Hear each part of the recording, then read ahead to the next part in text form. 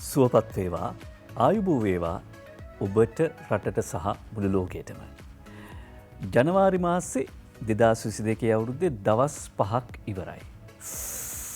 දවස් 5කුත් ඉවරයි. දවස් 5කුත් ඉවරක් විතරක් නෙවෙයි 6 වෙනි දවසෙත් දැන් කාලක් ඉවරයි. පැය 6ක් ගත වෙලා තියෙන්නේ. 4න් එකක් ඉවරයි. කාලය ඉගිලී යයි සැනකින් ඉතින් අපි මොකද කරන්නේ? අපි ඉගෙන ගන්නවා. සෙනෙකා කියලා දාර්ශනිකයෙක් කියනවා රෝමේ හිටපු ජීවිත කාලය පුරාම අපි ඉගෙන ගන්නවා. මොකද්ද අපි ඉගෙන ගන්නේ? ජීවත් වෙන හැටි. මුළු ජීවිත කාලය පුරාම අපි ඉගෙන ගන්නවා ජීවත් වෙන හැටි. දවස් 5යි තවත් කාලයක් ගත වෙලා ඉගෙන ගන්නවා ජීවත් වෙන හැටි. පත්තර කියවන අතරතුරේදී මම ඉගෙන ගන්නවා. ඔබ ඒක අහන දකින අතරතුරේදී ඉගෙන ගන්නවා. මේ සිරස්වලවලුත් ඉගෙන ගන්න බොහෝ දේවල් තියෙවි.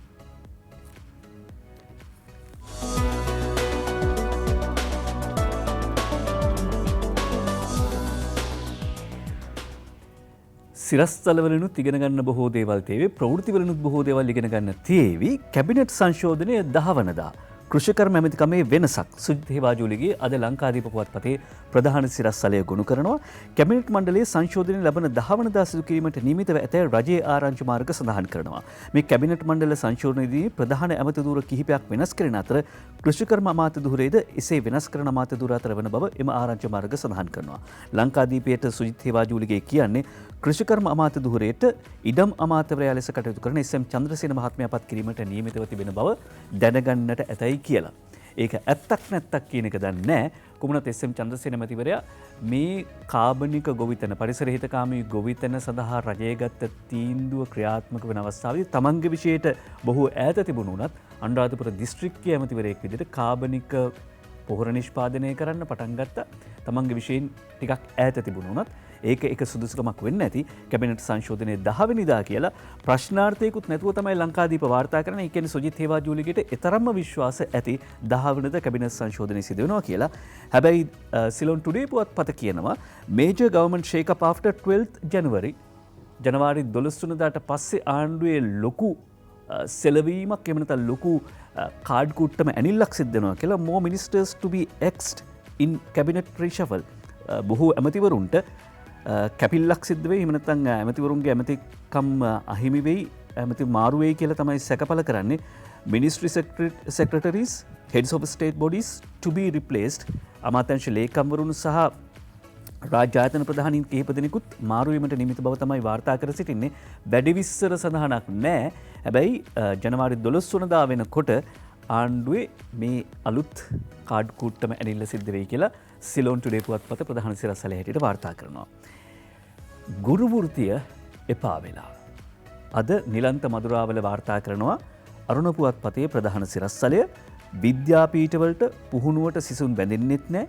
ඉංග්‍රීසි ගුරු පාඨමාලාවට එක්කෙනයි 65ක් තෝරන ගණිත පාඨමාලාවට 12 දෙනයි. මේ වාර්තාව ජාතික පුවත්පත් කිසිවකට හමුව තිබිච්ච නැති වාර්තාවක් තමයි නිරන්ත මදුරාවල අද අරුණ පුවත්පතේ ප්‍රධාන සිරස්තලේ වාර්තා කරන්නේ. නිල්වලා විද්‍යාපීඨයේ විද්‍යා පාඨමාලාව හදාරන පිරිස නැත්නම් සුදුසුකම් ලබන්න පුළුවන් ප්‍රමාණය 77 දෙනෙකු තෝරගන්න පුළුවන්. නමුත් මෙවර සුදුසුකම් ලබා තිබෙන්නේ 8 දෙනයි. ඒ වගේම පුලතිසිපුර කෘෂිකර්ම පාඨමාලාව සඳහා සිසුන් 60 දෙනෙකු අවශ්‍ය වුණත් මෙවර සුදුසුකම් ලබා තිබෙන්නේ 36 දෙනෙක්. මෙවර ඇතුළත් කරන්නේ 2018 වසරේ උසස් පෙළ විභාගයට පෙනී සිටි සිසුන් වීම මේ තත්වයට හේතුවක්. මොකද 2018 වසරේ ඔවුන් උසස් පෙළ හැදෑරුවාට පස්සේ මේ 2022 දක්වා අවුරුදු 4දී ඔවුන් විවිධ පාඨමාලා හදාරන්න ගිහිල්ලා තියෙනවා. ඒ නිසා මේක එක හේතුවක් වෙන්න පුළුවන් කියලායි නිලන්ත මදුරාවල කියන්නේ. ගුරු වෘත්තිය එපා වෙලා නැත්නම් විද්‍යාපීඨවලට සිසුන් බැඳෙන්නේ නැත්තේ එක හේතුවක් ඒක. සහ අනිත් එක තමයි ගුරු වෘත්තියට තියෙන සමාජ ගරුත්වය කෙලෙසුනාද කෙලෙසුවාද ඒවත් බලපාවා වෙන්නට ඇති. ඊළඟට ගුරුවරු ඉස්කෝලවලට බඳෙන්න කැමති නෑ කියලා කියනවා. නැත්නම් අලුත් උසස් පෙළ ලියපු ප්‍රතිඵල ආපු අය 2018 අවුරුද්දේ විද්‍යාපීඨවලට බැඳෙන්න තරම් කැමැත්තක් නෑ. හැබැයි සඳුදා සිට සියලු ළමයි පාසල්වලට අද වාර්තා කරනවා නිදර්ශනී වික්‍රමසිංහ අද පුවත්පතේ ප්‍රධාන සිරස්තලය කොටස් වශයෙන් පාසල් වෙත කැඳවන ලද සිසුන් එළඹෙන සඳුදා සිට සාමාන්‍ය පරිදි පාසල් වෙත කැඳවයි කියලා අද නිදර්ශනී වික්‍රමසිංහ වාර්තා කරනවා අද පුවත්පතේ ප්‍රධාන සිරස්තලය. නව සාමාන්‍යකරණයට ලක්වීමත් සමග එළඹෙන 10 වනදා සිට සාමාන්‍ය පරිදි පාසල් පවත්වාගෙන යාමට සිසුන් එකවර පාසල් කරා කැතවීමට සෞඛ්‍ය සේවා අධ්‍යක්ෂ ජෙනරාල් විශේෂඥ වෛද්‍ය අසේල ගුණවර්ධන මහත්මයා අධ්‍යාපන අමාත්‍යාංශයට තමන්ගේ අනුමැතිය ලබා දීලා තියෙනවා. මේ වෙනකොට කැඳවන්නේ කොටස් වශයෙන් එහෙම නැත්නම් ලයිස්තුවේ එක කොටසක් භාගයක් ඇඳවනවා එක දවසක එක සතියක ඊළඟ සතිය ඊළඟ භාගයක් ඇඳවනවා. සියලුම පාසල්වල සියලුම දරුවන් එකවර කැඳවන්න ලබන සතියේ සඳුදා ඉඳලා අවසර ලබා දීලා තියෙනවා. ඒ වගේම හෙට සිට 12-15 අතර දරුවන්ට කොවිඩ් මර්ධන එන්නත ලබා දීමට නියමිත බවත් අද පුවත්පත වාර්තා කරන ප්‍රධාන සිරස්තලයත් එක්කම මීට කලින් මේ වයස් කාණ්ඩින්න විශේෂ අවශ්‍යතා සහිත දරුවන්ට එහෙම නැත්නම් සංකූලතා ඇති දරුවන්ට එන්නත ලබා දුන්නා. ඒ අනුව 30000ක් විතර එන්නත් කරණයට ලක් වුණා. ලබා දෙන ෆයිසර් එන්නත 12-15 අතර දරුවන්ට එක මාත්‍රාවයි ලබා දෙන්නේ. ඒ කටයුතු හෙට සිට ආරම්භ වෙනවා කියලා අද පුවත්පත කියනවා. ඒ වගේම ගුරු විදුහල්පතිවරු පහුගිය කාලේ සටන් කළා, සටන් කෙරෙව්වා. කොහොමුණත් වැටුප් වැඩිවීමට අදාළ වැටුප් සංශෝධනයට අදාළ චක්‍රලේඛය නිකුත් කෙරුණා කියන කාරණාවත් අද ජාතික පුවත්පත් වාර්තා කරනවා. දැන් ගුරු වෘත්තිය එපා වෙලාද? එහෙම ප්‍රශ්නයක් තියෙනවා. සඳුදා ඉඳලා පාසල් එනවා දරුවෝ සියලුම දෙනා. ඒ අතරේ ප්‍රධාන සිරස්තලයක් නොවුණා වුණත් අද එරන්දි කෞශල්‍ය අරුණ පුවත්පතට වාර්තා කරනවා ගම කොළඹ හැබැයි කවදාවත් ඉස්කෝලේ ගිහිල්ලා නැහැ. ගම කොළඹ කවදාවත් ඉස්කෝලේ ගිහිල්ලා නැහැ. පොලිසිය කරපු මහරු පින්කම පොලිසිය දරුවන් 200ක් පාසල් යවයි. කොළඹ ගම්මානවල සිටින ප්‍රජාපොලිස් කොට්ටාසේ නිලධාරීන් කලක පටන් අධීක්ෂණය කරපු කාරණයක් අනුව පාසල් නොයන දරුවන් හඳුනගෙන ඔවුන් බස්නාහිර පළාත් අධ්‍යාපන දෙපාර්තමේන්තුවට යොමු කරලා කණ්ඩායම් කිරීමෙන් පසුව පාසල්වල ලබා දීමේ වැඩපිළිවෙලක් ආරම්භ කරලා තියෙනවා. පාසල් 65කට මේ දරුවන් යොමු කරලා තියෙනවා. ප්‍රෙස්බිටේරියන් බාලිකාව, හින්දු විදුහල, අගමැති විද්‍යාලය, ශාන්ත අන්තනු බාලිකාව, විපුලානන්ද මහාවිද්‍යාලය ඔය ආදී විදියට වාර්තා කර සිටිනවා. ගම කොළඹ හැබැයි කවදාවත් ඉස්කෝලේ ගිහිල්ලා නෑ. ඊළඟට ගම කොළඹ කවදාවත් ඉස්කෝලේ ගිහිල්ලා නෑ කියන පුවතෙන් පස්සේ අපි අවධානය යොමු කරා තවත් මේකත් එක්කම කියන්න පුළුවන් මේ උත්ප්‍රාසය දෙන පුවතක් තියෙනවා. ඒකට කලින් දිනමින පුවත්පත වාර්තා කරන කාරණයක් අද ජයසිරි මුණසිංහ තමයි දිනමින පුවත්පතේ ප්‍රධාන සිරස්තලේ වාර්තා කරන්නේ. 2021 අවුරුද්දේදී රේගුවෙන් කෝටි 64380ක වාර්තාගත ආදායමක් ලබා තිබෙන බව ජයසිරි මුණසිංහ කියනවා. ඒ අනුව 2021 අවුරුද්දේදී රුපියල් කෝටි 64380ක්, ඒ කියන්නේ බිලියන 643.8ක ආදායමක් රැස් කර ගැනීමට ශ්‍රී ලංකා රේගු දෙපාර්තමේන්තුව සමත් වෙලා තියෙනවා. 2021 අවුරුද්දේ තමන් අපේක්ෂා කළ ඉලක්කය රැස් කර ගැනීමට එහෙම නැත්නම් ඉලක්කය ළඟා කර ගැනීමට ශ්‍රී ලංකා රේගු දෙපාර්තමේන්තුව සමත් වුණා කියලා අධ්‍යක්ෂ ජෙනරාල් විශ්‍රාමික මේජර් ජෙනරාල් ජී.බී. රවිප්‍රිය මහත්මයා සඳහන් කළා කියලා දිනවෙන කියද්දී දිවයින කියනවා තෙල් සංස්ථාවෙන් රේගුවට කෝටි 300ක පොල්ලක්. මේ විදිය පොළු දාර පොළු තියෙද්දි තමයි අර වාර්තාගත ආදායම ලැබලා තියෙන්නේ.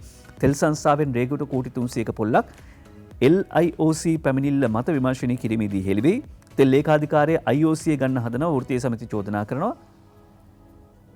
ඉකුත් කාලයේදී තෙල් සංස්ථාව මෙරටට ගෙන ඉන්ධන වෙනුවෙන් ශ්‍රී ලංකා රේගුවට ගෙවිය යුතු රුපියල් කෝටි 300ක මුදලක් පැහැර හැර ඇතැයි රේගුව කරපු විමර්ශනයකදී හෙළිවී තිබෙනවා කියලා වාර්තා කර සිටිනවා. මේක LOIC එක එහෙම නැත්නම් ලංකා ඉන්දියානු තෙල් සමාගම කරපු පැමිණිල්ලක් මත විමර්ශනය කරාම තමයි හමු වෙලා තියෙන මේ කාරණාව. කොහොමුණත් වෘත්තීය සමිති චෝදනා කරනවා මේ ලංකා ඉන්දියානු තෙල් සමාගම තෙල් ඒකාධිකාරය ගන්න හදන උප්පරවැට්ටියක් තමයි මේ කියලා. ගම කොළඹ හැබැයි පාසල් නොයන දරුවෝ 200ක් ගැන කිව්වා. මව්බිම පුවත්පතේ ප්‍රධාන සිරස්තලේ නැගෙනහිර කොළඹ මූලික රෝහලේ වෛද්‍ය කාර්ය මණ්ඩලයේ මානුෂීය මෙහෙයුම අම්මයි දරුවයි බේරගත් මුල්ලේරියා සටන. මුල්ලේරියා සටන මීට කලින් කළේ පරංගින්ට එරෙහිව. ඒකට මේ වතාවේ කාට එරෙහිවද කළේ? මුළු සටනක් බවට පත් වෙන්නේ ප්‍රදේශයේටම විදුලිය විසන්දි වෙලා. සිසේරියන් සැත්කම අතරතුරත් ජෙනරේටරේ කැඩිලා. සැත්කම කළේ ෆෝන් ටෝච් වාර්තා කරන දහරා විජේවර්ධන අද මව්බිම් පුවත්පතේ ප්‍රධාන සිරස්තලය. නැගෙනහිර කොළඹ මූලික රෝහලේ සිසේරියන් සත්කමක් සිදු කරමින් තිබියදී එහි ජෙනරේටරේ නතර වීම නිසා ජංගම දුරකථනයේ ටෝච් එලි භාවිත කරමින් එම සත්කම සාර්ථකව නිම කර මමත් දරුවත් බේරා ගැනීමට වෛද්‍යවරු ඇතුළු සෞඛ්‍ය කාර්ය මණ්ඩලය සමත් වූ පුවත වාර්තා කරනවා. මූලික රෝහල මුල්ලේරියාවේ ඉඳලා නාරි හා ප්‍රසව වේදය පිළිබඳ විශේෂඥ වෛද්‍ය එන්.කේ. කෝදාගොඩ මහත්මයාගේ ප්‍රධානත්වයෙන් යුත් කණ්ඩායම මේ සත්කම ආරම්භ කරලා තියෙන්නේ ඉකුත් 4 වෙනිදා. එතකොට ප්‍රදේශයේටම ලයිට් ගිහිල්ලා තියෙනවා. ජෙනරේටර් එක තිබිලා තියෙනවා. ඒකත් කැඩලා තිනවා. ෆෝන් වල ටෝච් එළියෙන් තමයි සත්කම කරලා තියෙන්නේ. එතකොට මෙහෙම ඇහුවා මේ නැගෙනහිර කොළඹ මූලික රෝහල නැගෙනහිර කොළඹ මූලික රෝහල. එහෙම කිව්වයින් පස්සේ දරුවෝ 200ක් පාසල් නොවන එක අහන්න දෙයක්ද කියලාත් හිතෙනවා. නූරෙලිය පෝනි නාන්නේ නෑලු. කිඹුලා බය නෑ බය වෙන්න එපා. දැන් කිඹුලා එතන නෑ කියලා කියනවා. කිඹුලා මූදෙන් නෑ කියලා කියනවා. ප්‍රවෘත්ති ගණනාවක් තියෙනවා. අනිත් පුවත් අතරේ අමතක වෙච්ච කාරණාව නැවත මතක් කරනවා අද Daily Mirror පුවත් පත Health Ministry concerned over sudden increase in COVID cases. ෂෙන් ෆර්නෑන්ඩ් පුල්ලේ වාර්තා කරන ප්‍රධාන සිරස්තලය විශේෂඥ වෛද්‍ය හේමන්ත හේරත් මහත්මයා කියන විදිහට ක්ෂණික පැතිරීමක් ක්ෂණික ශීඝ්‍ර වැඩිවීමක් එකපාර පෙන්눔 කරනවා. ඒ නිසා සෞඛ්‍ය අමාත්‍යාංශය කොවිඩ් සම්බන්ධයෙන් විශේෂ අවධානයකට යොමු කරලා තිබෙනවා මේ ශීඝ්‍ර වර්ධනය පිළිබඳව. ඒ වගේම තවදුරටත් මේ කාරණාව පැහැදිලි කරනවා බුද්ධික සමරවීර ද morning පුවත්පතට irresponsible conduct will cause lockdown island wide. irresponsible conduct will cause lockdown. ඒ කියන්නේ මේ අපේ වගකීම් විරහිත හැසිරීම තමයි නැවත වතාවක් දිවයින පුරා ව්‍යාප්ත එහෙම නැත්නම් මුළු රටම ලොක්ඩවුන් කරන තත්වයකට හේතුවක් වෙන්න පුළුවන් will cause lockdown island wide. ඒ අනුව මේ අපේ වගකීම් විරහිත හැසිරීම විශේෂයෙන් පහුගිය උත්සව සමයේ හැසිරීම වගේම දැනටත් එච්චර මේ කතාව අමතක කරලා තියෙනවා. එහෙම නැත්නම් දැන් කොවිඩ් ඉවරයි ඔමික්‍රෝන් එකත් එක්ක මේක නැති වෙලයි අප්‍රේල් වෙද්දි ඉවර වෙයි කියන විශ්වාස සහ එක මත නිසා එන්නත ලබා ගන්නෙත් නැහැ. හැබැයි අපි සෞඛ්‍ය පුරුදු නිසියාකාරයෙන් ක්‍රියාත්මක වන්නෙත් නැහැ. ඒ නිසා අපේ මේ වගකීම් විරහිත හැසිරීම ඊළඟ ලොක්ඩවුන් එකකට පාර කපනවා කියලා විශේෂඥ වෛද්‍ය හේමන්ත හේරත් මහත්මයා කියනවා. ඇමරිකාවේ තත්ත්වය ඇමරිකාවේ දවසකට ආසාදිතයන් ලක්ෂ 10 පණි. ඉන්දියාවත් ඇඳරි නීතිය පැනවීමට සූදානම්. සහන් වික්‍රමගේ සහ රුක්ලන්ති පෙරේරා අද අරුණ පුවත්පතට වාර්තා කර සිටිනවා. ඉදිරි දිනවල ඇමරිකාවේ තත්ත්වය තවත් දරුණු වෙවි කියලා එරට විශේෂඥයෙක් වන ඇන්තනි ෆෞචි කියනවා. කොවිඩ් රැල්ලේ උපරිමේ එළමෙන තව සතෙක් කිහිපයකින් වෙන්න පුළුවන් ඇමරිකාවට කියලා තමයි ඔහු සඳහන් කර සිටින්නේ. ඒ වගේම ඉන්දියාවේ තෙවන රැල්ල දැන් ළඟ ඇවිත් තියෙනවා. මේ අතර මේට කලකට පෙර කොවිඩ් දෙවන රැල්ලකින් දරුණු ලෙස බටකෑ ඉන්දියාව නැවතත් තුන්වන රැල්ලක් අභියස සිටින ආකාරයක් පෙනෙනවා. මේ වන විට එරටින් වාර්තා වන ආසාදිතයන් කරන වේගෙන් ඉහළ යාමට පටන් ගෙන තිබෙනවා. අඟහරුවාදා දිනේ නව ආසාදිතයන් 58000කට ආසන සංඛ්‍යාවක් වාර්තා වුණා. දැන් ඉන්දියාවේ වාර්තා වෙලා ඩෙල්ටා රැල්ල ඉන්දියාවේ වාර්තා වෙලා සති කිහිපයකට පස්සේ තමයි ලංකාවට දැනෙන්න පටන් ගත්තේ. මෙවර එහෙම නොවේවා. හැබැයි මෙතන අවදානමක් තියෙනවා කියන එක අමතක කරන්න නරකයි. විශේෂඥ වෛද්‍ය හේමන්ත හේරත් මහත්මයාත් ඒකයි පෙන්වුවේ. ඒ වගේම දිල්ලි මහමැති අරවින්ද් කෙරිච්වාල්ටත් කොවිඩ් ආසාදනය වෙලා තියෙනවා. ඊළඟට ඊශ්‍රායලයේ කියනවා සිව්වන මාත්‍රාව දුන්නොත් ප්‍රතිදේහ නිපදවීමේ හැකියාව නැත්නම් ප්‍රතිදේහ මට්ටම 5 ගුණයකින් ඉහළ යනවා කියලා. ඊශ්‍රායලයේ දැන් 4 වන මාත්‍රාවක් දුන්නා. ඒ කියන්නේ අපි 3 වන මාත්‍රාව ලබා දීලා තිනවා. ඊශ්‍රායලයේ තමයි ඉස්සෙල්ලම 4 වන මාත්‍රාව ලබා දුන්නේ. 4 වන මාත්‍රාව ලබා දීලා උන් කියනවා 4 වන මාත්‍රාව දුන්නයින් පස්සේ ප්‍රතිදේහ නිපදවීමේ හැකියාව 5 ගුණයකින් ඉහළ යනවා කියලා. චීනය තවත් නගරයක් වහලා දාලා තියෙනවා. කොවිඩ් ආසාදිතයන් 30 දෙනෙක් හමු වීමත් එක්ක තමයි මේ දැඩි ආරක්ෂිත පියවර අරගෙන තියෙන්නේ. ඒකටත් හේතුවක් තියෙනවා. ඇයි මේ දැඩි ආරක්ෂිත පියවර ගත්තේ කියලා. ඒ ශීත ඍතු ඔලිම්පික් වල ආරම්භ වීමට නියමිතව තියෙන නිසා තමයි මේ 3 දෙනෙක් වාර්තා වුණත් දැඩි පියවරක් අරගෙන තියෙන්නේ. යූෂු නගරයේ වසා දැමීමට තීරණය කළා යනුව මෑතකදී මේ විදිහට වහලා දාපු දෙවන නගරය තමයි චීනේ වූෂු කියලා කියන්නේ. ඒ වගේම ලයනල් මෙසිටත් කොවිඩ් ආසාදනය වෙලා කියලා විදේශ පුවත් අතර වාර්තා කර සිටිනවා. ඊළඟට ලංකාවේ තත්ත්වය පිළිබඳ කියද්දී නිදර්ශනී වික්‍රමසිංහ කියනවා විශේෂඥ වෛද්‍ය අනිල් ජාසිංහ මහත්මයා පරිසර අමාත්‍යාංශයේ ලේකම්වරයා හිටපු සෞඛ්‍ය සේවා අධ්‍යක්ෂ ජනරාල්වරයා කරන ප්‍රකාශයක් කොවිඩ් තුළට සමාජ විෂමතාවන් ඇතුළු වුණොත් වෛරසයේ බලපෑම දෙගුණ තෙගුණ වී ව්‍යාප්ත වෙන්න පුළුවන්. සමාජය තුළට කොවිඩ් ඇතුළු වෙනවා වගේම කොවිඩ් තුළට සමාජ විෂමතාවන් ඇතුළු වුණොත් වෛරසයේ බලපෑම දෙගුණ තෙගුණ වෙලා ව්‍යාප්ත වෙන්න පුළුවන්. මීට අවුරුදු 100කට විතර කලිනුත් මේ වගේ වසංගත තත්ත්වයක් වාර්තා වුණා. හැබැයි කොවිඩ් වසංගතය යම්කිසි කාලයක් තුළ නැවතිය යුතු නමුත් මෙවර දීර්ඝ කාලයක් වෛරසයේ බලපෑම හීන නොවි පැවතුණා. ඒක දැඩිසේ අවධානයට යොමු කළ යුතු කාරණයක්. මීට කලින් ස්පාඤ්ඤ උණ වගේ රෝගයන් තිබුණා 1918 වගේ කාලේ තිබුණා. හැබැයි ඒව ටික කාලෙකින් පාලනය වුණා. මේ වතාවේ එහෙම නැහැ. රතිඤ්ඤපත් වෙනා වගේ විවිධ ප්‍රදේශවලින් මතුවෙන්නට පටන් ගන්න වෛරසය උත්සන්න වන විට කියලා විශේෂඥ වෛද්‍ය ජාසිංහ මහත්මයා කියනවා. රතිඤ්ඤ පුපුරනවා වගේ විවිධ තැන්වලින් විවිධ ලෝකේ විවිධ ප්‍රදේශවලින් වෛරස් ප්‍රභේද මතුවෙන්න පටන් ගන්න ඒ වෛරසය උත්සන්න වෙනකොට කියලායි ඔහු සඳහන් කර සිටින්නේ. කොමුණත් රාජ්‍ය ඇමති රොෂාන්ටත් කොවිඩ් යොහන් බාසුර වාර්තා කරනවා. රාජිතටත් කොවිඩ් සුජිත් හේවාජූලිගේ වාර්තා කරනවා. පාර්ලිමේන්තු මන්ත්‍රී රාජිත සේනාරත්න සහ රාජ්‍ය ඇමති රොෂාන් රණසිංහ මහතුරුන්ට කොවිඩ් වැළඳිලා කියලායි කියන්නේ. ඊළඟට මහාචාර්ය අර්ජුන ද සිල්වා මහත්මයා යෝජනා කරනවා සුජිත් හේවාජුලිගේ වාර්තා කරනවා ලංකාදීපයට පිටරට ඉඳලා එන හැම කෙනෙක්ටම PCR පරීක්ෂණයක් කරන්න විදේශයන්හි සිට පැමිණෙන සියලු දෙනා මෙරටට ඇතුළු වීමේදී PCR පරීක්ෂණයට ලක් කිරීම මේ මොහොතේදී තා වැදගත් බව තමයි මහාචාර්ය අර්ජුන ද සිල්වා මහත්මයා සඳහන් කරන්නේ. ඒක අද ලංකාදීප පුවත්පත වාර්තා කර සිටිනවා.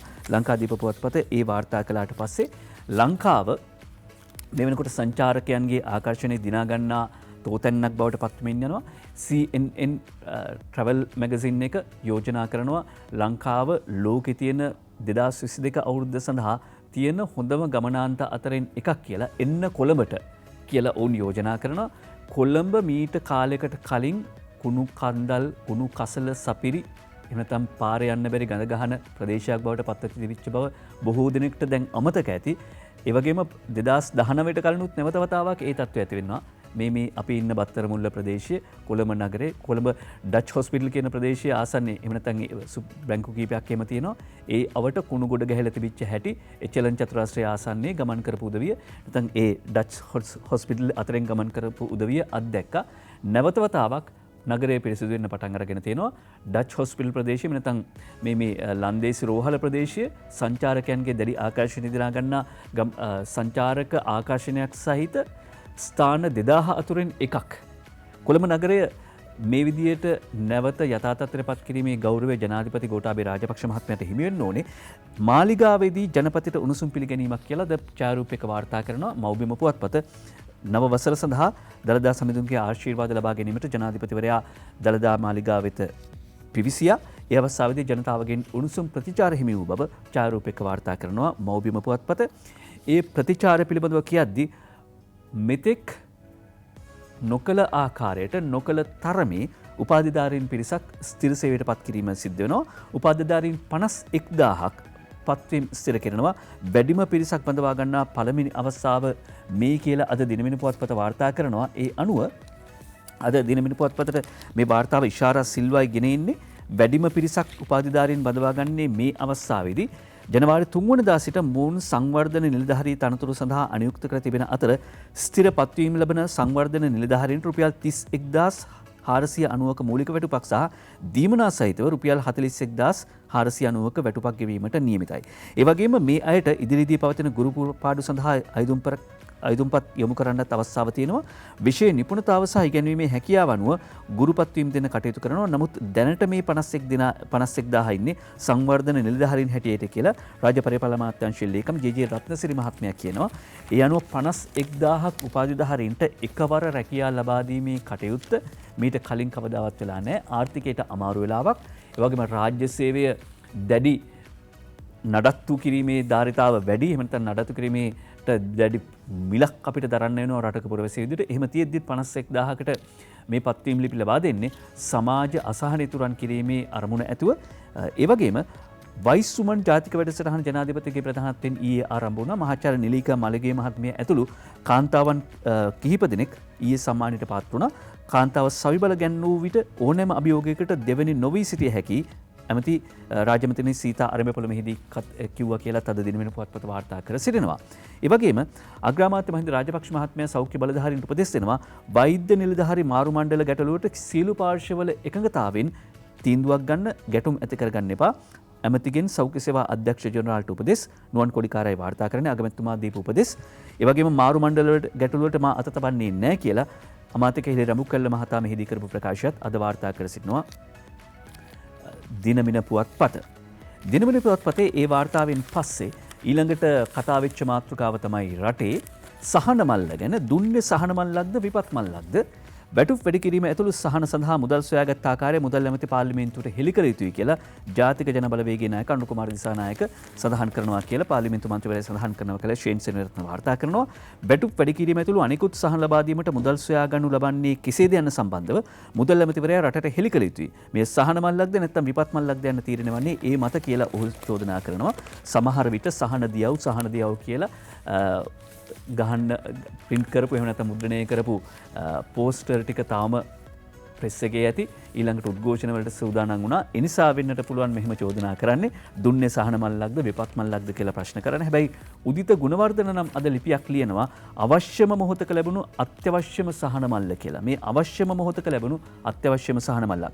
පෙරේදා වන විට ජනතාව වෙත සහනදායී පණිවිඩයක් ලැබුණා. සමාජයේ සියලු කණ්ඩායම් වෙත බලපාන පරිදි සහන පැකේජයක් ලබා දීම එහිදී කියවුණා. ඒක ජනතාවට ගෙනාවේ සහනදායී හුස්මක්. මේ ක්‍රියාවලිය යහපත් ප්‍රවේශයක්. මේ සහනයකට වඩා අස්වැසිල්ලක් ලෙස සඳහන් කිරීම වඩාත් නිවැරදි. ඒ නිසා රජය විසින් ලබා දුන් සහන පැකේජය රටේ සෑම තරාතිරමකම කණ්ඩායම් ඉලක්ක කර ලබා දුන්නා. ජනතාව පසුගිය වසර දෙක තුළ විශාල පීඩනයකට පත් වුණේ ගෝලීය වසංගත තත්ත්වය නිසා. ඒ වසංගත තත්ත්වය තවම ස්ථිර විදියට විසඳිලා නැහැ. එම තත්ත්වය තවදුරටත් ආරක්ෂා කර ගැනීම සිදු කළ යුතු අතර නියමිත සෞඛ්‍ය පුරුදු දිගින් දිගටම පවත්වාගෙන යා යුතුයි. දැන් මේ සහන මල්ල ආර්ථිකයට මේ වෙලාවේදී දරා ගන්න බැරි පීඩනයක් එල්ල කරાવી. එහෙම වෙන්න පුළුවන්. අනික් පැත්තෙන් ගත්තම රාජ්‍ය සේවකයන්ට, විශ්‍රාමිකයන්ට, ඊළඟට පෞද්ගලික අංශයේ සේවකයන්ටත් මේක ලබා දෙන්න කියන ඉල්ලීම සහ ඒ කාර්යාවලිය ආරම්භ කරලා තියෙනවා. ඊළඟට රණවිරුවන්ට මේ ආදී පිරිස් වලට රුපියල් 5000 දීමනාව ලැබෙනවා. ඊළඟට ගුරු වැටුප් විෂමතාවයත් කිරීමේ චක්‍රලේඛ නිකුත් කරලා තියෙනවා. ඒ වගේම වතු කරේ ඉන්න ජනතාවට පිටි අඩු මිලට ලබා දීම, එහෙම නැත්නම් පිටි කිලෝ 150ක් පිටි 150ක් නෙවෙයි රුපියල් 120ට විකිණෙන පිටි කිලෝ රුපියල් 80 බැගින් සහන මිලකට ලබා දෙනවා. ඒ වගේම පර්චස් 20ට වඩා අඩු භූමියක් ගෙවත්තක් වගා කරනවා රුපියල් 5000ක් ලබා දෙනවා. මේ රුපියල් 5000 නැත්නම් අක්කරයට වැඩි නම් රුපියල් 10000ක් ගෙවතු වගා සඳහා ලැබෙන මුදල හැම ග්‍රාම සේවා වසමකම, ඒ කියන්නේ ග්‍රාම සේවා වසම් 14022ක් විතර ලංකාවේ තියෙනවා. ඒ හැම ග්‍රාම සේවා වසමකම ඕනම කෙනෙක්ට ඉල්ලුම් කරන්න පුළුවන් තමන් වගා කරන්න සූදානම් නම්. මුලින්ම ප්‍රාදේශීය ලේකම් කාර්යාලය ලියාපදිංචි වෙන්න ඕනේ. තමන්ගේ ප්‍රදේශයට අයිති භෝග වර්ග තියෙනවා. ඒව වගා කරන්න ඕනේ. ඒව වගා කරත් මේ දීමනාව ලැබෙනවා. ඒ වගේම රම්පේ කරපිංච වගේ ඒ වගේ ව්‍යංජන සඳහා අවශ්‍ය කරන අමුද්‍රව්‍ය ඒව වගා කරනවා නම් ඒකටත් මේ මුදල ලැබෙනවා. ඒ අනුව ගත්තාම එක පිරිසකට විතරක් නෙවෙයි වගා කරනවා නම් කම්ම අතපය බැඳගෙන Facebook වල විතරක් එහෙම නැත්නම් අකුරු කොටකට පෝස්ටර් ෂෙයා කර ඉන්න උදවියට නම් මොනවත් ලැබෙන්නේ නැති බව ඇත්ත. හැබැයි අනිත් පැත්තෙන් ගත්තාම මහන්සි වල වැඩ කරන්න ලෑස්ති නම් ඒ මුදල ලැබෙනවා. මේ වෙලාවේ ආර්ථිකයට බරක්, හැබැයි ඒක සහනයක් කියලා අද අත්‍යවශ්‍ය මොහොතකම ලැබුණු අත්‍යවශ්‍ය සහන මල්ල ගැන ලිපිය ලියනවා. ආර්ථික මධ්‍යස්ථානවල එළවලු රැස් බැහැලා කියලා වාර්තා කර සිටිනවා. රට පුරා වාර්තාකරුවන් අරුණ පුවත්පතට වාර්තා කරන රුපියල් 300ට 500ට තිබූ එළවලු 200ට 300ට බැහැලා දඹුල්ලට ආනයනික ලොකු ලුණු අර්ථාපල් විශාල තොගයකුත් ඇවිල්ලා කියලා වාර්තා කරනවා. ගෝවා 150යි 200යි, බෝංචි 110යි 160යි, ඊළඟට ලීක්ස් 150යි 170යි, කරට් 300යි 350යි, තක්කාලි 130යි 140යි, පිපිඤ්ඤ 65යි 70යි. මේ විදිහට අමු මිරිස් 740යි 750යි අමු මිරිස් වැඩි. ඒක නිසා තමයි ගෙවතුල වගා කරගත්තම අමු මිරිස් ගහක් දෙකක් වගා ගත්තම පෝච්චියකුණත් ගෙදරට අවශ්‍ය කරන ප්‍රමාණය හරි. මාළු මිරිස් 440යි 450යි කියලා වාර්තා කරනවා. ඒ වගේම දඹුල්ලට ලොකු ලුණු ලැබිලා තියෙනවා. දඹුල්ලේ ලොකු ලුණු ගැන කියනවා. දඹුල්ලේ ලොකු ලුණු ප්‍රමාණය එහෙම නැත්නම් දඹුල්ල ආර්ථික මධ්‍යස්ථානයට ලොකු ලුණු ලැබිලා තියෙනවා මේ දවස්වල. එහෙම නැත්නම් ආනයනික ලොකු ලුණු සඳහා බද්ධ ඉවත් කිරීමත් එක්කම දඹුල්ල ආර්ථික මධ්‍යස්ථානයේ ලොකු ලුණු මිල පහළ ගිහිල්ලා තියෙනවා. ඕන තරම් ලොකු ලුණු තියෙනවා කියලා කියනවා. ඊළඟට මේ පසුපෙළ ශ්‍රී ලංකා පොදුජන පෙරමුණේ පසුපෙළ මන්ත්‍රීවරු කණ්ඩායම පසුපෙළින් අපේ හඬ කියලා මාධ්‍ය හමුවක් පැවැත්වුවා. වරුණ පෙරමුණයි වාර්තා කර සිටින්නේ කොවිඩ් ලෝක වසංගතයවම ලංකාව චීනයේ රසායනාගාරයක් කරාගන්න එපා කියලා. එහෙම කරන්න එපා කියලා කියපු අයත් හිටියා කියලා පාර්ලිමේන්තු මන්ත්‍රී යූ.කේ උඩුකුඹර කියනවා. සජිත් ජවිපෙට පත්‍රිකා බෙදන්න පුළුවන් වුණේ ආණ්ඩුව කොවිඩ් පාලනය කළ නිසායි කියලා තිස්ස කුටිආරච්චි මන්ත්‍රීවරයා මාධ්‍ය හමුවේදී කියනවා. රට මේ විදිහේ බයිපාස් කරපු ලෙඩෙක් වගේ. හැබැයි කොහොම හරි තව ටික දවසක් යද්දි සනීප වෙයි. සාමාන්‍ය පරිදි වැඩ කරන්න පුළුවන් වෙයි. විලාන් ජයතිලක මන්ත්‍රීවරයා කියනවා. ඒ වගේම මේ ඩොලර් ගැන කතා කරනවානේ. ඩොලර් ඉල්ලමකට යෝජනා 7ක් කියලා අද ලිපියක් පළ කරනවා. ගුණසිංහ හේරත් තමයි සාකච්ඡා කරන්නේ. ශ්‍රී ලංකාවේ ප්‍රමුඛ ව්‍යාපාරික ධම්මික පෙරේරා මහත්මයා යෝජනා 7ක් කියනවා. පළමු යෝජනාව තමයි එකවර සිසුන් 30000කට අධ්‍යාපනය ලබන්න පුළුවන් විශ්වවිද්‍යාල 5කින්ුත් ගම්මානයක් කටුනායක බණ්ඩාරනායක ජාත්‍යන්තර ගුවන්තොටුපොළ සිටලා විනාඩි 30කට ආසන්න දුරකින් පටන් ගන්න එක.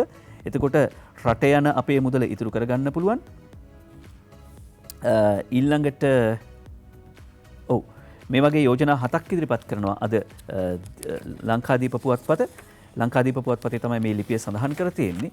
ඊළඟට මේ අර පසුපෙලින් අපේ හඬ මාධ්‍ය හමුවේදී සජිත් ජවිපෙට පත්‍රිකා බෙදන්න පුළුවන් වුණේ ආණ්ඩුව කොවිඩ් පාලනය කළ නිසායි කියන තිස්ස කුට්ටිආරච්චි මන්ත්‍රීවරයා තව කතාවක් කියනවා. ඒ තමයි මේ දෙල්කඳ පොලේ කතාවට එහා ගිය කතාවක් තියෙනවා.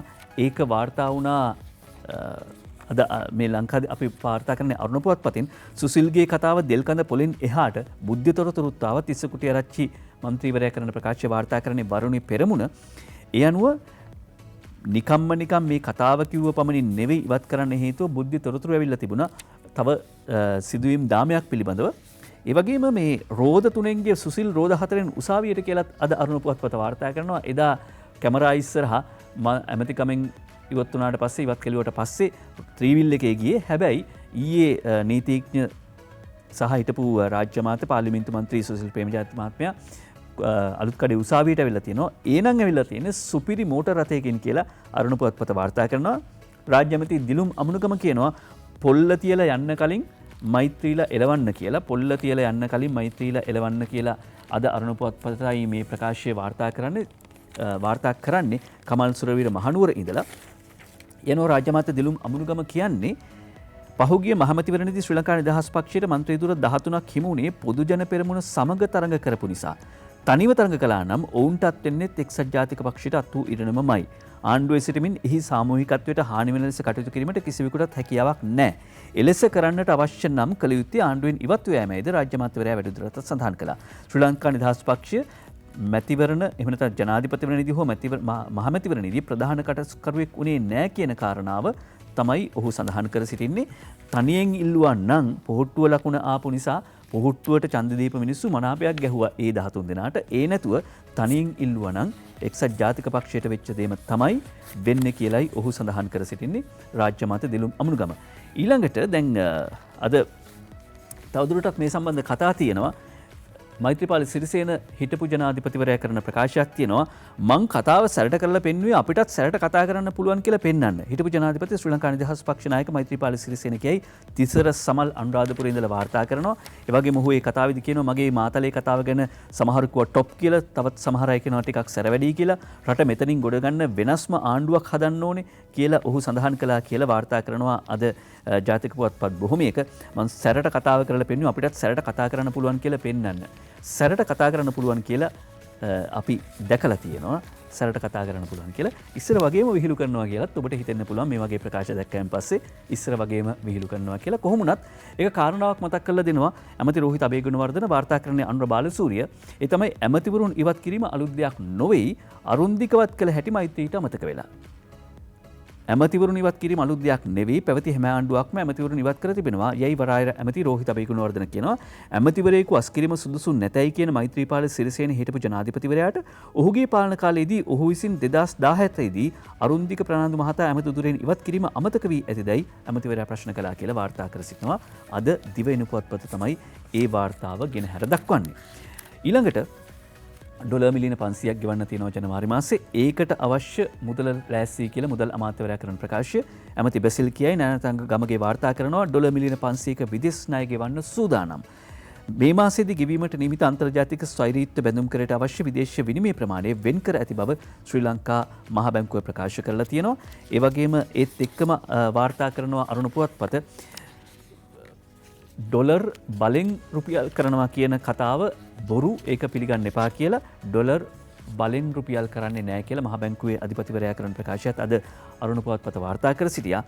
ඊළඟට අරුණ පුවත්පත වාර්තා කරන තවත් කාරණයක් මුල් පිටුවේ මේක තවත් සෝචනීය පොතක්.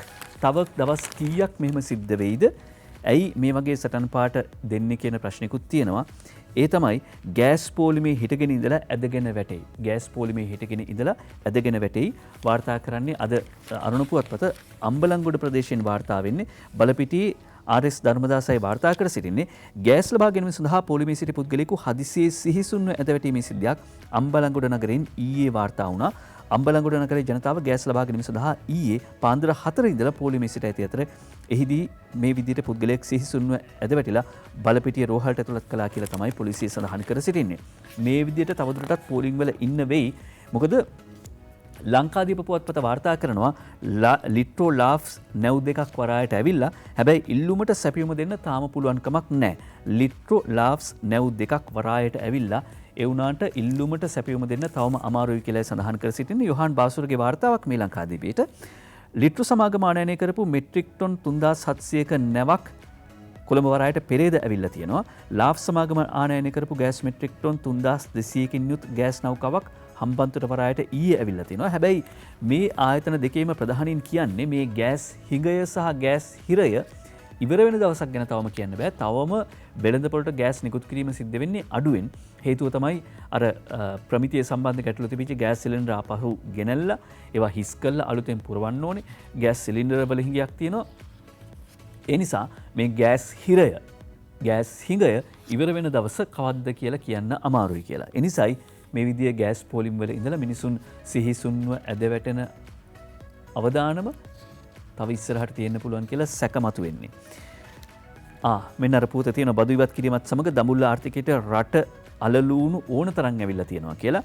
බදු ඉවත් කිරීමත් එක්කම දඹුල්ල ආර්ථිකයට රට ඉඳලා රට ලූණු ඇති පදමට ඇවිල්ලා කියලා කේ.කේ. ආර්යදාස වාර්තා කරනවා දඹුල්ලේ ඉඳලා. ඊළඟට ලංකාදීපේ මුල් පිටුවේ තියෙන තවත් කතාවක්. ප්‍රවාහන වෛද්‍ය ආයතනයේ හොර මෙඩිකල් ගජරාමිට සිද්ධ වෙනවා කියලා මේ අපි නෙවෙයි කියන්නේ ප්‍රවාහන අමාත්‍යාංශයට මෙහෙම දුරකථන මැතුම් ඕන තරම් එනවලු. යොහාන් බාසුර වාර්තා කරනවා ජාතික ප්‍රවාහන වෛද්‍ය ආයතනයේ කාර්යාලවලින් ව්‍යාජ වෛද්‍ය සහතික නිකුත් කිරීමේ ජාවාරමක් ක්‍රියාත්මක වන බවට චෝදනා කරමින් ප්‍රවාහන රාජ්‍ය අමාත්‍යාංශයට දුරකථන ඔස්සේ පැමිණිලි ලැබෙන බව අමාත්‍යාංශයේ උසස් නිලධාරියෙක් සඳහන් කර සිටිනවා. හැබැයි ප්‍රවාහන වෛද්‍ය ආයතනයේ සභාපතිවරණය කියන්නේ එහෙම එකක් නැහැ කියලා. ජාතික ප්‍රවාහන වෛද්‍ය ආයතනයේ සභාපති සහ ප්‍රධාන විධායක නිලධාරී වෛද්‍ය සවින්ද්‍ර ගමගේ මහතා නම් කියන්නේ වගකීමෙන් කියන්නේ එහෙම අක්‍රමිකතා සිද්ධ වෙන්නේ නැහැ කියලා. ඒ වුණාට අමාත්‍යාංශ නිලධාරියෙක් කියනවා විවිධ ආබාධ වලින් පෙළෙන පුද්ගලයන් රුපියල් දසදහසක් වගේ මුදලක් සහ 10000ට වඩා වැඩි මුදල් අය කළා විවිධ නීති විරෝධී ආකාරයට සාවද්‍ය වෛද්‍ය සහතික නිකුත් කරනවා. ඇස් පේන්නේ නැති, කන් ඇහෙන්නේ නැති, එහෙම නැත්නම් විවිධ අපහසුතා, එහෙම නැත්නම් ශාරීරික යෝග්‍යතාවය නැති අයට රුපියල් 10000 සහ ඊට වඩා වැඩි මුදල් අය කළා ව්‍යාජ සහතික නිකුත් කරනවා කියලා අමාත්‍යාංශ නිලධාරියෙක් කිව්වා කියලයි අද ලංකාදීප පුවත්පත වාර්තා කර සිටින්නේ. අක්‍රමිකතා එහෙම වෙන්නේ නැහැ කියලා සභාපතිවරයා කිව්වා වුණාට. වරාය හිර වුණු කන්ටේනර් මුදා ගන්න ඇමති බන්දුල අගමැතිගෙන් ඩොලර් ඉල්ලයි. අත්‍යවශ්‍ය පාරිභෝගික ද්‍රව්‍ය දේශීය කර්මාන්තවලට අවශ්‍ය අමුද්‍රව්‍ය අඩංගු කන්ටේනර් 1500කට වඩා වරායේ සිරවී තිබෙන බැවින් ඒවා මුදා හැරීමට ඩොලර් අවශ්‍යතාවක් තියෙනවා. ඒ අවශ්‍ය ඩොලර් වාණිජ්‍ය බැංකුව වෙත මුදා හැරීමට වහා මැදිහත් වන්න කියලා වෙළඳ ඇමති ආචාර්ය බන්දුල ගුණවර්ධන මහත්මයා අග්‍රාමාත්‍යවරයාගෙන් ඉල්ලීමක් කළා තියෙනවා කියලා ශාම් නුවන් ගණේත් වත්ත වාර්තා කරනවා. මොකද මීට සති දෙකකට කලින් ඉඳලා තමයි අපි මේක වාර්තා කරන්නේ. උත්සව සමයේ මේ අත්‍යවශ්‍ය පාරිභෝගික ද්‍රව්‍ය කන්ටේනර් ටික වරායෙන් ගෙන්න ගන්න මුදල් ඕනේ කියලා කිව්වා. ටික ටික ඒක නිදහස් කරන්න කිව්වා. තවමත් හිර වෙලා තියෙනවා. ඒ ටික නිදහස් කරන්න අවශ්‍ය කරන ඩොලර් නිකුත් කිරීමට වාණිජ්‍ය බැංකුව වලට උපදෙස් දෙන්න ඒ සඳහා මැදිහත් වෙන්න කියලා අගමැතිතුමාගෙන් ඉල්ලීමක් කරනවා. ඒ වගේම රාජ්‍ය ආයතන ගැන කතා කරාම රාජ්‍ය ආයතන පාඩු ලබන ඒවා ගැන තමයි වැඩිපුර පුවත්ම වන්නේ. හැබැයි සතොස්ස ලාභ ලබනවා 2021 අවුරුද්දේ. සතොස්සේ ලාභයේ ගෞරවය මාධ්‍යයටත් හිමි යුතුයි කියලා ඇමති ආචාර්ය බන්දුල ගුණවර්ධන කියනවා. සඳුනි ගමාරච්චි වාර්තා කරන්නේ මේ පුවත. ඒ අනුව සතොස්ස ගැන දිගටම වාර්තා කරන්න සිද්ධ වුණේ පහුගිය කාලේ සතොස්ස පාඩු ලැබුවා කියලා. යහපාලන රජය විසින් 2015 ඉඳලා 19 දක්වා වූ වසරවලදී ලංකා සතොස්ස ආයතනයට අත් කරලා දීලා තිබෙන රුපියල් බිලියන 20ක අලාභයක් සහ බිලියන 8ක් වූ සැපයන්කරුවන් සඳහා ගෙවිය යුතු මුදල. ඒ කියන්නේ බිලියන 28ක් කොහොම හරි ගෙවන්න තිබුණා. එකක් පැත්තකින් අලාභයක් තිබුණ බිලියන 20ක්, ඒ වගේම සැපයුම්කරුවන්ට සප්ලයර්ස්ලට බිල් ගෙවලා නැහැ බිලියන 8ක. මේ සියල්ලම එකතුව රුපියල් බිලියන 28ක ණය කන්දක්. මේ රුපියල් බිලියන 28 ණයත් එක්කම තවදුරටත් අගාධයට ඇද දෙමින් තිබිච්ච එහෙම නැත්නම් ඇද වැටෙමින් තිබිච්ච ලංකා සතොස තමයි මම වෙළඳ ඇමතිවරයා විදිහට බාරගත්තේ. නමුත් ඉතාදෙරි පරිශ්‍රමයෙන් වෙළඳ අමාත්‍යාංශයේ ලේකම්වරිය වගේම කාර්ය මණ්ඩලයත් ලංකා සතොස සභාපති ආදිමිරාල් ආනන්ද පිරිස් වගේම ප්‍රධාන විධායක නිලධාරී රංජිත් ජී රූපසිංහ සමස්ත කාර්ය මණ්ඩලය එකතු වෙලා ඒ සියලු දෙනාගේ අප්‍රතිහත ධෛර්යයෙන් මත මාස 16ක කාලයක් තුළදී ලංකා සතොස අද ලාභ ලබන තත්වයකට ඇවිල්ලා තියෙනවා. බිලියන 42ක ටර්න් ඕවර් එකක් ගිය අවුරුද්දේ වාර්තා කරන 2021 අවුරුද්දේ. ඒක 2020 අවුරුද්දට සාපේක්ෂව මිලියන 5000ක වැඩිවීමක් කියලා කියනවා. මේ ලාභය ලබද්දී එහෙම නැත්නම් මේ සහනය එක පැත්තකින් ආර්ථික ලාභයක් ලබනවා, අනික් පැත්තෙන් සමාජ ලාභයක් ලබනවා. මොකද බඩු මිල පාලනය කිරීමට මේ සතොස මගින් සහන මිලට බඩු ලබා දීම සහ සතසේ බඩු නෑ කියලා කිව්වා. හැබැයි ඒ සියලු චෝදනා බොරු කරමින් සතොසේ බඩු විකුණුව අඩු මිලට. ඒ නිසා තමයි මේ ලාභය ලබන්නේ. හැබැයි මේ ගමන යද්දි දිගින් දිගටම හැම අතින්ම පහර දෙන්න පටන් ගත්තා. නමුත් මේ අවස්ථාවේදී අපේ සියලු මාධ්‍යවලට මගේ ස්තුතිය පළ කළ යුතුයි. මන්ද ඔවුන් ලංකා සතොස අලෙවිසල් ගැන හිතලා නිතිපතා විමසිලිමත් වෙමින් භාණ්ඩ හිඟ තත්ත්ව පවා වාර්තා කළා. ඒක සුබවාදී තත්ත්වයක්. අපිට උසාවි පවා යන්න උන සමහර නිෂ්පාදන කෙනෙක්දී අපේ කියලා සබන් වර්ගයක් වෙළඳ පොළට ගෙනාවා. මේව ගෙනෙද්දී අපිට උසාවි ගානේ පවා යන්න සිද්ධ වුණා කියලා වාර්තා කරනවා. ඒ අතරේ සතොස සේවකයන් රුපියල් 30000ක බෝනස් එකකුත් දුන්නා කියලාත් වාර්තා කරනවා සතොසේ. ඊළඟට මාස්කන්නේ වීවගාවට උකසට ලැබූ කෝටි 200ක කනකර ඉඩම් ගොවිපවුල් වල සින්න වෙන්න යනවා. කෝටි 200ක කනකර ඉඩම් සින්න වෙන්න යනවා කියලා සමස්ත ලංකා ඒකාබද්ධ ගොවි සංවිධානයේ සභාපතිවරයා කරන ප්‍රකාශය මාතල විශේෂ වාර්තාකරු කමල් ගුණතිලක වාර්තා කරන ගොවිපවුල් ලක්ෂ 20ක් අනාථ වෙලා කියලා කියනවා. අනාථ කරේ කවුද? ගොවි ජනතාව පරිසර හිතකාමී ගොවිතැනට පුළුවන් විදිහට පටන් ගත්තා. පොහොර ටික දුන්නා. පොහොර වර්ග 4ක් දුන්නා. මේවා පාවිච්චි කරන්න එපා. මේවා විසි කරපල්ලා කියලා කිව්වේ කවුද? එහෙම කළා අනාථ කරන තැනට ආවේ කවුද? මේ සටන් පාට කවුද ලිව්වේ කියන ප්‍රශ්නය මතක් කර දෙන්න ඕනේ. ඊළඟට පාඩු ලැබූ ආයතන 4කට කෝටි 82.5ක ලාභයක් ලබා තිබෙන බව අද වාර්තා කරන්නේ දිනමින පුවත්පත. පාඩු ලැබපු ආයතන 4ක් ලාභ ලබලා තියෙනවා. ලාභය කෝටි 82.5ක්. ඉෂාරද සිල්වායි වාර්තා කරන්නේ අද දිනමින පුවත්පතට. වසරකට කලින් රුපියල් කෝටි 385ක්. ඒ කියන්නේ මිලියන 3850ක් පාඩුවක් ලැබපු ජනවසම මෙල්කෝ පොස්ෆේට් සහ පශු සම්පත් සංවර්ධන මණ්ඩලය මේ වන විට රුපියල් කෝටි 82.5ක ලාභයක් උපයා ගැනීමට සමත් තිබෙනවා. මේ ආයතන කෘෂිකර්ම අමාත්‍යාංශය යටතේ පවත්වාගෙන යන ආයතන කියලත් අද දිනමින පුවත්පත මතක් කරනවා. ඊළඟට ටික්ටොක් කතාව ඊයේ පෙරේද වාර්තා කළානේ. ටික්ටොක් පිළිබඳ පුවත වාර්තා කරනවා මව්බිම පුවත්පත. ටික්ටොක් පුවතට හේතුව ඇත්තටම නැත්නම් මේ ඝාතනයට හේතුව ටික්ටොක්ම නෙමෙයි. ටික්ටොක් තරුණයා මැරූ ගැටවරයෝ 6 දෙනා රිමාන්ඩ්. හංසිනානායකාර කීර්ති මිනිස් සහ අම්රිරා ලියාකාත් වාර්තා කරන්නේ අද අම්රා ලියාකාත් වාර්තා කරන්නේ අද මව්බිම පුවත්පතට. ඒ අනුව මේ සිද්ධියේ පසුබිම ටික්ටොක් සමාජ ජාලා වීඩියෝව වල රඟන 17 හැවිරිදි දරුවෙකු පිහියෙන් යන ඝාතනය කළයි කියන සිද්ධිය සම්බන්ධයෙන් ග්‍රෑන්ඩ් පාස් පොලිසිය අත්අඩංගුවටගෙන අධිකරණයට ඉදිරිපත් කළ බාල වයස්කාර දරුවන 6 දෙනා ලබන 7 වෙනිදා දක්වා රක්ෂිත බන්ධනාගාරගත කරන ලෙස කොළඹ අතිරේක මහේස්ත්‍රාත් කාංචනා නිරංජන දේසිල්ල මහත්මිය නියෝග කළා. මේ සැකකාර බාල වයස්කාර දරුවන් 6 දෙනා බන්ධනාගාර ආරක්ෂාව යටතේ මාකුල ළමා නිවාසයේ රඳවා තිබෙන ලෙසටද මහේස්ත්‍රාත්වරයා නියෝග කරලා තිනවා. වයස කීයද මේ අයගේ? අවුරුදු 12 සිට 16 දක්වා අතර වයස් කාණ්ඩවල පසු වන අය 16 සහ 14 වයසේ දෙදෙනෙක් මේ පිහිනීම සිදු කර ඇති බව තමයි වාර්තා වෙන්නේ. ඒ වගේම මේ සඳහා තවදුරටත් තොරතුරු වාර්තා කරනවා. මෙවැනි පිහියක් මිලදී ගත්තේ කුමන හේතුවක් මතද යන පොලිසිය විමසා සිටි අවස්ථාවේදී ඉරඩු කපන්න කියලා තමයි එක දරුවෙක් කියලා තියෙන්නේ. සිද්ධිය වූ දින මියගිය දරුවා පාරේ යන විට සැකකාර දරුවන විසින් මියගිය දරුවාට TikTok කියලා තා වචනයක් තියෙනවා. ඒක කියන්න ඕනේ නැහැ. අසභ්‍ය අරින් විහිළු කළා තියෙනවා. බෙල්ට් එක ගලවලා සැකකාර දරුවන්ට පහර දුන්න අවස්ථාවේදී එක දරුවෙක් තමන් ළඟ තිබූ පිහි අරගෙන 17 හැවිරිදි මියගිය දරුවාට යටිපරද ප්‍රදේශයට ඇනගෙන ගියා කියලා කියන්නේ. අද මේ සිද්ධිය ඊයේත් වාර්තා කරනවා. එතකොට TikTok තරුණයා මැරූ ගැටවරයෝ 6 දෙනා රිමාන්ඩ්. හැබැයි මේකට හේතුව පරණ කෝන්තරයක් කියලා තමයි වාර්තා කර සිටින්නේ. ජාතික පුවත්පත් වාර්තා කරනවා ඒ කාරණාව. ඊළඟට ඔන්න නුවර එළියේ පෝනි ගැන කතාව. නුවර එළියේ පෝනි නාන්නේ නෑලු. RMF සුහේල් නුවර ඉඳලා වාර්තා කරනවා. මේ පුවත අරුණ පුවත්පතේ මේ විශේෂාංග ලිපිය නුවර එළියේ පෝනි නාන්නේ නැතුළු ඇයි මේ හේතුව? දැන් මේ දවස්වල නුවර එළියට සංචාරකයන් එනවලු සාමාන්‍යයෙන් දවසකට 30000ක් 60000ක් අතර. දෙසැම්බර් කාලේ පාසල් නිවාඩු කාලේ විශාල පිරිසක් ඇවිල්ලා තියෙනවා. ග්‍රෙගරි පාක් එකේ තමයි අපි මේ රස්සාව කරන්න කියලා මේ පෝනින් බලා ගන්න උදවිය එහෙම නැත්නම් පෝනින් මගින් ජීවිකාව හොයාගන්න උදවිය කියනවා. මේ ටිකේ නම් සෙනග සූගාලා. මෙහි පොඩි ප්‍රශ්නයක් තියෙනවා අපිට. වෙනද පාක් එකට එන කට්ටිය ගොඩක් රයිඩ් එකක් යනවා අපිත් එක්ක. ඒක අඩු වෙලා අනේ මන්දා ඒක මොකද කියලා හිතාගන්න නම් බෑ. ගොඩක් අය ඇවිත් පෝනිය ළඟ ඉඳලා පින්තූර නම් ගන්නවා. හැබැයි නැගලා වටයක් යන කතා කළාම යනවා යන්න අපි බැලුවේ මෙහෙම ගියොත් අපිට කන්න බොන්න නැති වෙන හින්දා පින්තූර ගන්න අයගෙනුත් සල්ලි අය කරනවා කියලා කියනවා. මොකද පෝනි සංචාරයක් සඳහා රුපියල් 1000ක් 1500ක් අය කරනවා කියලා කියනවා. ඇයි මේ පෝනි පිටේ නැගලා යන්නේ අකමැති? මේ සතුන් හරියට ගාල් කරන්නේ නැහැ. මේ සතුන් හරියට නාවල පිරිසිදු කරන්නේ නැහැ. ඒ නිසා විස බීජ හරණය කරන්නේ නැහැ. මේ නිසා පිටේ යන මිනිසුන්ගේ ඇඟ පුරාම මැක්කෝ ඇති වෙනවා. මෙන්න මේක තමයි හේතුව. පෝනි නාන්නේ නැහැ. පෝනි නාන්නේ නෙවෙයි. පෝනි නාවන්නේ. පෝනි නාවන්නේ නැති නිසා පෝනින්ගේ පිටේ යන්න සූදානම් නැහැ එන උදවිය. ඒ නිසා ඇවිල්ලා ළඟට ඉඳලා බලලා පින්තූරයක් අරගෙන යනවා. සෙල්ෆියක් ගහලා යනවා. දැන් ඒ අය කියනවා අපි ෆොටෝ ගහනවට සල්ලි අය කරන්නයි හදන්නේ කියලා. සත්තු ටික හරියට බලාගත්තා නම් හරි.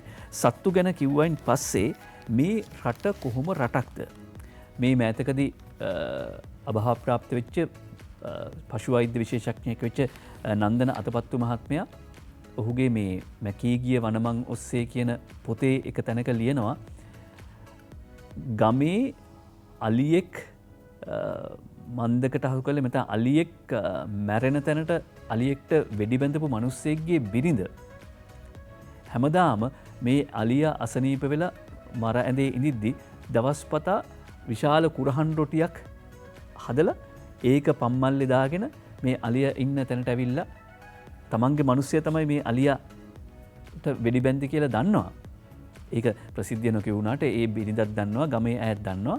හැබැයි අලියා පණ අදිමින් වැටෙන්නලා ඉඳිද්දි මේ මිනිස්සයා අර විශාල රොටියක් අලි රොටියක් හදාගෙන ඇවිල්ලා කුරහන් රොටියක් හදාගෙන ඇවිල්ලා ඒක මේ අනේ දොස්තර මහත්තයෝ මේක මේ අලියට දෙන්න කියලා කිව්වලු. එහෙම මිනිස්සු ඉන්නේ සමහර වෙලාවට නැතිබරිකම හින්දා එහෙම නොකළ යුතුකම් නොකටයුතුකම් කළා වුණත් අලි මනුස්සකමක් අපේ හිතේ තියෙනවා. අලින්ට දෙන අලිදානය මේ ලිපිය තෝරගන්න හිතුවේ ඒකයි. රුමේෂ් සුරංග කරුවලගස්ව ඉඳලා වාර්තා කරන කාටත් අමාරු කාලේ තමයි මෙහෙම මිනිස්සු ඉන්නේ. අපි අලින්ට කන්න තමයි වගා කරන්නේ. එතකොට අලින්ගේ බඩ පිරෙනවා වගේම අපේ පොල් පැලවලට කිසිම හානියක් කරන්නේ නැහැ. මොකද අලියාගේ වුණත් හොඳට බඩ පිරෙනවානේ. අපිත් සතුටින් අලිත් සතුටින් කාලා ඇවිල්ලා යනවා. ඇවිල්ලා කාලා ගියාම ආයෙත් අපේ ගස් වෙනුවට ආයෙම ඒ තැන්වල කෙසෙල් ගස් මඤ්ඤොක්ක හිටවනවා. අවුරුදු මාස 9ක්ම ඉඩෝරයෙන් බැට කරන වන අලිය ඇතුළු වන සතුන්ගේ ප්‍රදේශයක් මැද කැලෑබද ප්‍රදේශයක ජීවත් වන චන්ද්‍රා කුමාරි තමන්ගේ සැමියා සහ දරුදු දෙනා නවගත්තේගම 643 මුරගැස්සව 15 දුඩම් ඇත්තෑව කියන ගමේ ජීවත් වෙන්නේ. මේ අය කියන විදිහට මේගොල්ලෝන්ගේ වගාව මේගොල්ලෝ පරිස්සම් කරගන්නවා. අනිත් පැත්තෙන් අලින්ගේ බඩකට පුරවන්න කියලා කෙසෙල් මඤ්ඤොක්ක අක්කර දෙකක වවලා තියෙනවා. අලි ඇවිල්ලා ඒවා කාලා යනවා. කාලා ගියන් පස්සේ ඒගොල්ලොන්ට නැවත කන්න කියලා වගා කරනවා. අලින්ට දෙන අලිදානය අක්කර දෙකක් අලින්ට වගා කරනවා. මේ තමයි සහයෝගීතාව. බැරිද මේක හැමතැනදීම ක්‍රියාත්මක කරන්න පුළුවන් විදියට. එහෙම අලින්ටත් දාන දෙන මිනිස්සු ඉන්න රටක මේ පුවත ගැනත් ඔබේ කාරුණික අවධානය යොමු කරાવી. මාස 4ක බිලිඳියට කිරි පැකට් එකක් ගන්නවත් අපට සල්ලි නැහැ. මාර්තු මාසෙන් පස්සේ දරුවට කිරි දෙන්න එපා කියලා වෛද්‍යවරු කියනවා. නුගේ ගලයාය ගමේ පිළිකා රෝගී මවක් කියනවා. සෙවණගල ඉඳලා වාර්තා කර සිටින්නේ ඉතා සාර්ථක ජීවිතයක් ගත කරගෙන හිටිය. හැබැයි පිළිකා රෝගය හැදිලා තියෙනවා. මිහිඳු මාවතේ පදිංචි චමීර මහතා තමයි මේ විදිහට කියන්නේ. අපි විවාහ වුණ 2011 අවුරුද්දේ බිරිඳට පිළිකා රෝගයක් තියෙනවා. මාර්තු මාසෙන් පස්සේ දරුවට කිරි දෙන්න එපා කියලා වෛද්‍යවරුන් කියනවා. හැබැයි මාස 4ක බිරිඳට කිරි පැකට් එකක් ගන්නවත් අපට සල්ලි නැහැ කියලා. මනුෂ්‍යත්වයට සත්කාර කරන්න පුළුවන් ඔබට. ඊළඟට අග්ගමහා පණ්ඩිත උපාධිය ලබන මැටරඹ හේමරතන හිමිපාණන් වහන්සේ පිළිබඳව අද පුවත්පත ලිපියක් පළ කරනවා. ගල්ල යටගල රාජමහා විහාරය, රුහුණු මාගම්පත්තුව සිතුල්පවුල රාජමහා විහාරය, ප්‍රමුඛ තදානුබද්ධ අෂ්ට මහා විහාරාධිපති, ගල්ල හෙට්ටාචල පරිවේනාධිපති, දක්ෂිණ ලංකාවේ ප්‍රධාන සංඝනායක උපාධ්‍යාය දූරන්දර මැටරඹ හේමරතන හිමිපාණන් වහන්සේ නාහිමිපාණන් වහන්සේ අග්ගමහා පණ්ඩිත උපාධිය ලබන බව ගෞරව පුරස්කාරව සඳහන් කරනවා අද පුවත්පත. ඊළඟට විදේශ පුවත් කෙරෙහි අවධානය යොමු කරනවා. විදේශ පුවත් අතර කියන්න ඕනද නැත්නම් දේශීය පුවත් අතර කියන්න ඕනද මේ පුවත කියලා ඔබටත් නිකන් හිතෙයි. ලංකාවේ කුමාරයෙක් ගැන චීන රූපවාහිනියක කාටුන් එකක්. ලංකාවේ කුමාරයෙක් ගැන චීන රූපවාහිනියක කාටුන් එකක්. ඈත අතීතයේ ලංකාවේ ඉඳලා චීනයට ගියපු කුමාරයෙක් පිළිබඳව කතාවක් කරන කාටුන් එකක් දෙසැම්බර් මාසයේ 20 වෙනිදා ඉඳලා සතිය දිනවල පස්වරු 6:40ට චීනයේ ළමා නාලිකාවක විකාශනය කරන පටන් අරගෙන තියෙනවා. මේක ලස්සන රටක් වන ශ්‍රී ලංකාව සහ දෙරටේ සාම්ප්‍රදායික මිත්‍රත්වයේ දිගු ඉතිහාසය ගැන මේ කතාවෙන් චීන ළමයින්ට කියා දෙනවා කියලා තමයි කියන්නේ. චීනයේ රූපවාහිනියක අපේ කුමාරයෙක් ගැන කතාවක්. අපේ කුමාරවරු ගැන කතා කොච්චර තියෙනවද? ඇයි අපිට අපේ කතා ජාත්‍යන්තරයට අලෙවි කරන්න බැරි? අපි රට ඇතුළේ විතරක් අපේ කුමාරවරුන්ගේ කතා විකුණු ඉන්නේ ඇයි? ඊළඟට රාජපක්ෂ සහ ඇන්ජිලෝ ක්‍රිකට් පිටියෙන් සමුගනීද කියලා ප්‍රශ්නයක් විචිත්‍ර වීරසිංහ ගමිත දෙහිපිටියේ වාර්තා කර සිටින්නේ අද මව්බිම පුවත්පතට. ඒ අනුව බානුක රාජපක්ෂ සහ ඇන්ජලෝ මැතිව්ස් ක්‍රිකට් පිටියෙන් සමුගනීද වේලාසනින්ම සමුගනීද ඊට පස්සේ ඔවුන් ඇමරිකාවේ ජාතික කණ්ඩායමට එකතු වෙන්න යයිද කියලා ප්‍රශ්නයක් මතු කරලා සිටිනවා. සිම්බාබ්වේ සංචාරයට ඔවුන් දෙන්න ඇතුළත් වෙන එකක් නැහැ. ඔය තමයි ජාතික පුවත්පත් වාර්තා කරන සිරස්සල අතරේ ඇස ගැසුණු ප්‍රධාන සිරස්සල. අපේ ඇස නොගැටුණු තවත් සිරස්සල තියෙනවා. ඒ නිසා ඒ සිරස්සල සහ ඒ පුවත් බලන්න ඔබ ඒ පත්තර අරන් කියවන්න.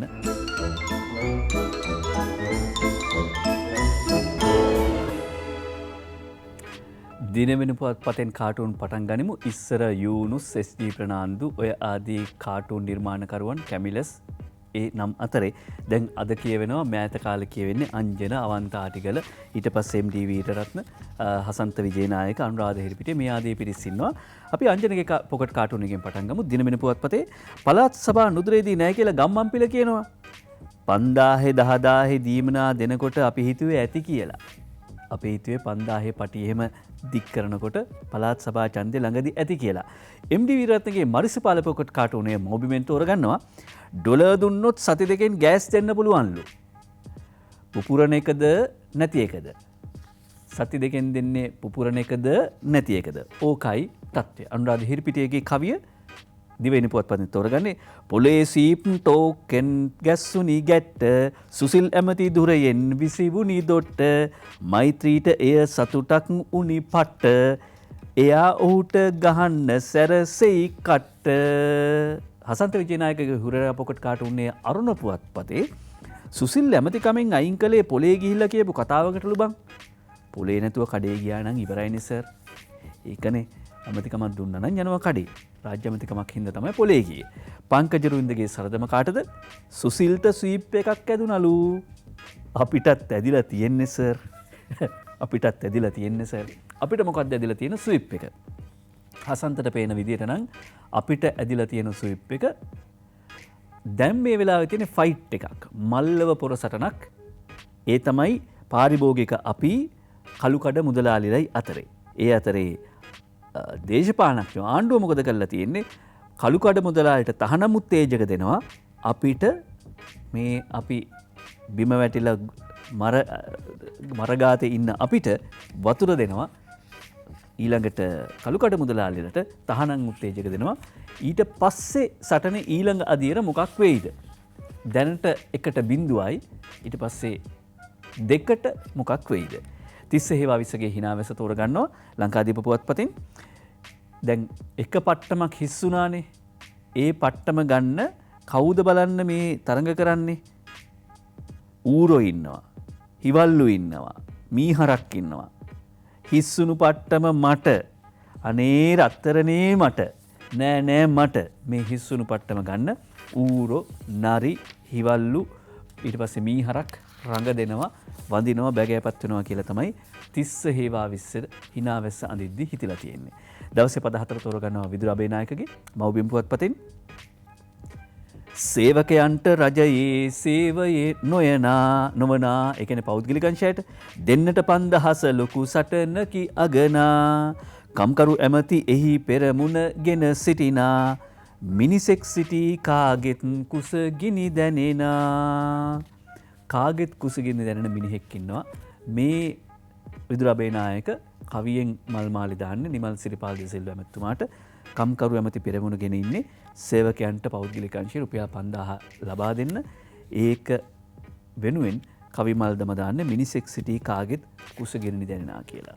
ඕන්න පොලේ යන්නේ නැතුව කරන්නව නම් කරන වැඩ කරන්න තිබුණ වැඩ. අපි සූදානම් නික්මෙන්න හෙට පත්තරමේන්තුව නැවත රැස් වෙනවා. පාර්ලිමේන්තුව ආය රැස් වෙන්නේ 18 වෙනිදා. පත්තරමේන්තුව හෙට නැවත රැස් වෙනවා. ඔබ පරිස්සමින් ඉන්න. අයබෝවන්.